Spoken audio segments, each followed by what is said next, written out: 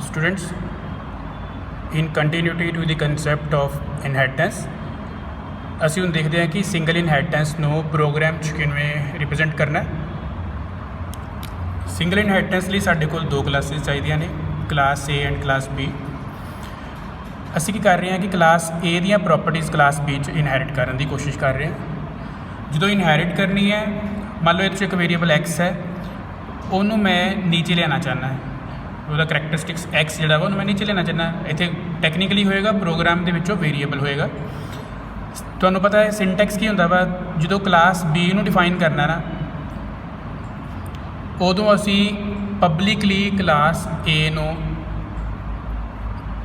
ਨੀਚੇ ਯੂਜ਼ ਕਰਨਾ ਜਦੋਂ ਕਲਾਸ B ਦੀ ਡੈਫੀਨੇਸ਼ਨ ਲਿਖਣੀ ਹੈ। This is a way to inherit class A। Suppose class A ਦੇ ਵਿੱਚ ਮੇਰੇ ਕੋਲ ਵੇਰੀਏਬਲ x ਇਸ ਤਰ੍ਹਾਂ ਮੈਂ ਡਿਕਲੇਅਰ ਕਰ ਲਿਆ, ਇੰਟ x। ਇਹਦੀ ਜਿਹੜੀ ਐਸੈਸ ਸਪੈਸੀਫਿਕੇਸ਼ਨ ਹੈ ਉਹ ਮੈਂ ਪ੍ਰਾਈਵੇਟ ਨਹੀਂ ਰੱਖੀ, ਉਹ ਮੈਂ ਰੱਖੀ ਪ੍ਰੋਟੈਕਟਡ। ਉਹਦਾ ਰੀਜ਼ਨ ਕੀ ਹੈ ਕਿ ਇਨਹੈਰੀਟੈਂਸ ਦੇ ਵਿੱਚ ਪ੍ਰਾਈਵੇਟ ਜਿਹੜਾ ਵੇਰੀਏਬਲ ਉੱਪਰ ਡਿਕਲੇਅਰਡ ਹੈ ਉਹ ਨੀਚੇ ਇਨਹੈਰਿਟ ਨਹੀਂ ਹੁੰਦਾ। ਸੋ ਪ੍ਰਾਈਵੇਟ ਦੀ ਜਗ੍ਹਾ 'ਤੇ ਸਾਨੂੰ ਲਿਖਣਾ ਪਏਗਾ ਪ੍ਰੋਟੈਕਟਡ ਐਸੈਸ, ਪ੍ਰੋਟੈਕਟਡ। ਠੀਕ ਹੈ, ਸਪੈਲਿੰਗ ਦੇਖ ਲਓ। ਔਰ ਫਿਰ ਨੀਚੇ ਅਸੀਂ ਇੱਕ ਫੰਕਸ਼ਨ ਲਿਖਿਆ ਗੈਟ ਫੰਕਸ਼ਨ, ਜਿਹੜਾ ਵੇਰੀਏਬਲ x ਨੂੰ ਐਂਟਰ ਕਰਦਾ ਪਿਆ ਵਾ। ਇੱਕ ਫੰਕਸ਼ਨ ਲਿਖਿਆ ਪੁੱਟ ਫੰਕਸ਼ਨ, ਜਿਹੜਾ ਵੇਰੀਏਬਲ x ਨੂੰ ਡਿਸਪਲੇ ਕਰਦਾ ਪਿਆ। ਕਲਾਸ B ਦੇ ਵਿੱਚ ਮੈਂ ਕਲਾਸ A ਨੂੰ ਪਬਲਿਕਲੀ ਕਾਲ ਕੀਤਾ ਪਹਿਲਾਂ।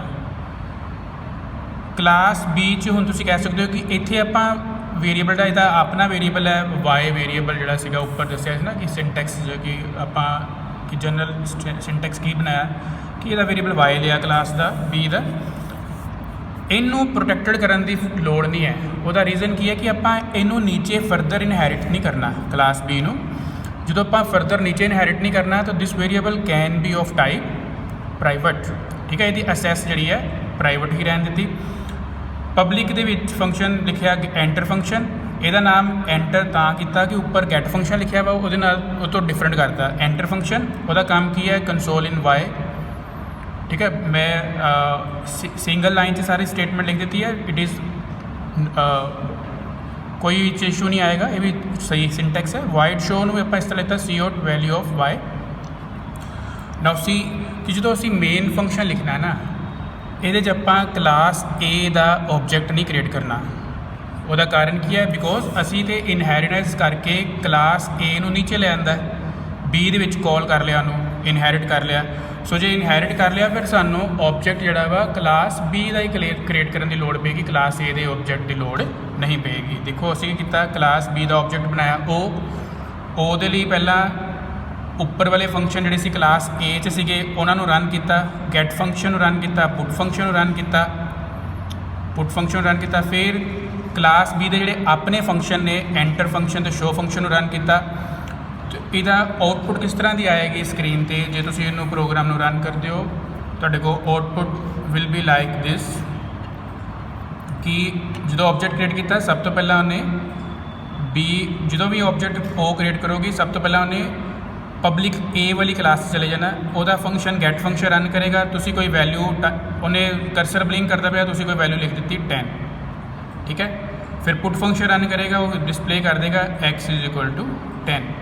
ਫਿਰ ਟਰਨ ਆ ਗਈ ਐਂਟਰ ਫੰਕਸ਼ਨ ਦੀ, ਫਿਰ ਕਰਸਰ ਬਲਿੰਕ ਕਰ ਰਿਹਾ, ਤੁਸੀਂ ਲਿਖਤਾ y 20।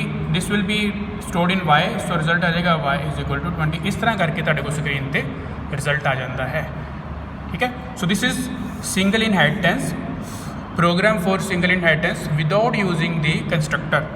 ਹੁਣ ਸੇਮ ਪ੍ਰੋਗਰਾਮ ਨੂੰ ਮੈਂ ਜੇ ਕੰਸਟਰਕਟਰ ਦੇ ਨਾਲ ਲਿਖਦਾ, ਦਿਸ ਇਜ਼ ਵਿਦਆਊਟ ਕੰਸਟਰਕਟਰ। ਜੇ ਮੈਂ ਇਹਨੂੰ ਪ੍ਰੋਗਰਾਮ ਨੂੰ ਵਿਦ ਕੰਸਟਰਕਟਰ ਨਾਲ ਰਿਪਰੈਜ਼ੈਂਟ ਕਰਦਾ ਵਾਂ, ਲਿਖਦਾ ਵਾਂ, ਫਿਰ ਕੀ ਚੇਂਜਸ ਹੋਣਗੀਆਂ ਕਿ ਸਭ ਤੋਂ ਪਹਿਲਾਂ ਆਪਾਂ ਫੋਕਸ ਕਰੀਏ ਕਲਾਸ A ਦੇ ਵਿੱਚ ਸੇਮ ਅਸੀਂ ਵੇਰੀਏਬਲ ਲਿੱਤਾ x, ਜਿਹਨੂੰ ਪ੍ਰੋਟੈਕਟਡ ਲਿਖਿਆ। ਪਬਲਿਕ ਦੇ ਵਿੱਚ ਮੈਂ ਕਿਉਂਕਿ ਹੁਣ ਮੈਂ ਵੇਰੀਏਬਲ ਨੂੰ ਵਿਦਿਨ ਦਾ ਕੰਸਟਰਕਟਰ ਫੰਕਸ਼ਨ ਇਨੀਸ਼ੀਅਲਾਈਜ਼ ਕਰ ਦੇਣਾ, ਸੋ ਮੈਨੂੰ ਇੱਥੇ ਗੈਟ ਫੰਕਸ਼ਨ ਦੀ ਲੋੜ ਨਹੀਂ ਹੈ, ਅਤੇ ਮੈਂ ਨਾਲ ਹੀ ਨਾਲ ਇਸੇ ਫੰਕਸ਼ਨ ਕੰਸਟਰਕਟਰ ਫੰਕਸ਼ਨ ਦੇ ਅੰਦਰ ਹੀ ਵੈਲਿਊ ਨੂੰ ਡਿਸਪਲੇ ਕਰ ਦਿੱਤਾ। ਠੀਕ ਹੈ, ਇਹ ਕਲਾਸ A ਦੀ ਡੈਫੀਨੇਸ਼ਨ ਸਾਡੀ ਇੱਥੇ ਖਤਮ ਹੋ ਗਈ। ਹੁਣ ਮੈਂ ਕਲਾਸ B ਨੂੰ ਡਿਫਾਈਨ ਕਰਤਾ, public A, class B colon public A। This is syntax for publicly inherit class A। ਇੱਥੇ ਫਿਰ ਮੈਂ ਪ੍ਰਾਈਵੇਟ 'ਚ ਇੰਟੀਜਰ y ਡਿਕਲੇਅਰ ਕਰਤਾ, ਕਲਾਸ ਦਾ ਆਪਣਾ b ਕਲਾਸ ਦਾ ਆਪਣਾ ਵੇਰੀਏਬਲ y। ਸੋ ਉਹੀ ਚੀਜ਼ ਹੈ ਕਿ a ਨੂੰ ਆਪਾਂ ਨੀਚੇ b 'ਚ ਕਾਲ ਕੀਤਾ, ਇਹਦੇ 'ਚ x ਹੈ, ਇਹਦੇ 'ਚ ਵੇਰੀਏਬਲ y ਹੈ। ਸੋ y ਦੀ ਵੈਲਿਊ 10 ਇਨੀਸ਼ੀਅਲਾਈਜ਼ ਕਰਤੀ, y ਨੂੰ ਡਿਸਪਲੇ ਵੀ ਕਰ ਦਿੱਤਾ, ਕਲਾਸ ਇੱਥੇ b ਵਾਲੀ ਵੀ ਟਰਮੀਨੇਟ ਕਰ ਦਿੱਤੀ।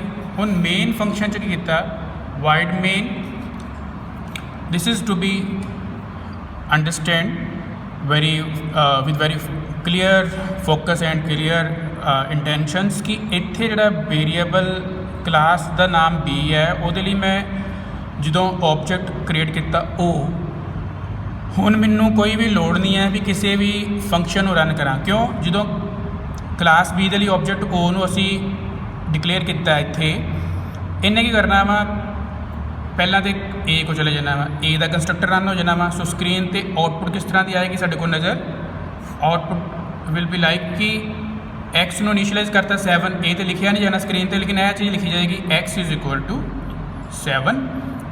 ਸਿਮਿਲਰਲੀ ਬਾਅਦ 'ਚੋਂ ਕੰਟਰੋਲ ਕਲਾਸ b 'ਚ ਆ ਗਿਆ, ਇੱਥੇ y ਨੂੰ 10 ਵੈਲਿਊ ਮਿਲ ਗਈ ਹੈ, ਡਿਸਪਲੇ ਕਰ ਦੇਗਾ y ਇਜ਼ ਇਕੁਅਲ ਟੂ 10।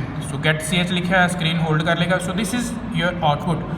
ਫਰਕ ਸਮਝੋ ਕਿ ਕੰਸਟਰਕਟਰ ਦੇ ਨਾਲ ਜੇ ਪ੍ਰੋਗਰਾਮ ਕਰਦੇ ਆ ਤੇ ਸਾਨੂੰ ਇਸ ਤਰ੍ਹਾਂ ਦਾ ਰਿਪਰੈਜ਼ੈਂਟੇਸ਼ਨ ਦੇਣੀ ਪੈਂਦੀ ਹੈ ਵਿਦ ਕੰਸਟਰਕਟਰ, ਕਿ ਕੰਸਟਰਕਟਰ ਦੇ ਥਰੂ ਹੀ ਇਨੀਸ਼ੀਅਲਾਈਜੇਸ਼ਨ ਤੇ ਡਿਸਪਲੇ ਕਰਤੀ ਵੈਲਿਊ।